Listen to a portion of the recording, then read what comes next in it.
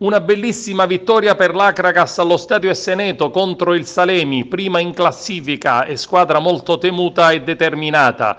I ragazzi guidati dal mister Falsoni hanno regalato al discreto pubblico agrigentino una bellissima gara, festeggiando il 66° compleanno di fondazione, datato 1952. Una gara interessante che ha visto i ragazzi concentrati a vincere, giocando fino alla fine una partita iniziata male, con un rigore assegnato al Salemi.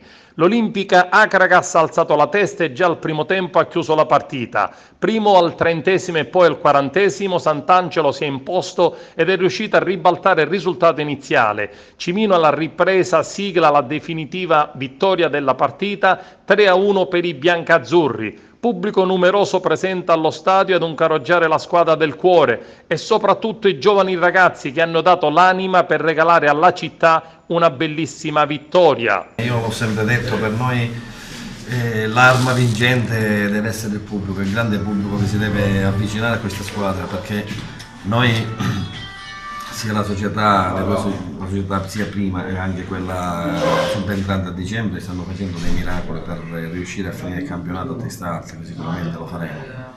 Noi come staff tecnico e anche i ragazzi stiamo facendo il nostro dovere, poi alla fine tireremo le somme.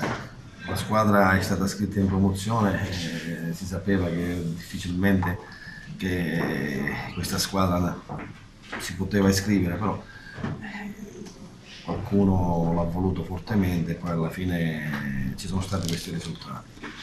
Ora noi, quello che dico io è sempre questo, quando io prendevo i giocatori gli dicevo sempre: raga, venite ad Agrigento perché Agrigento c'è un grande pubblico e sicuramente faremo bene e c'è molta visibilità.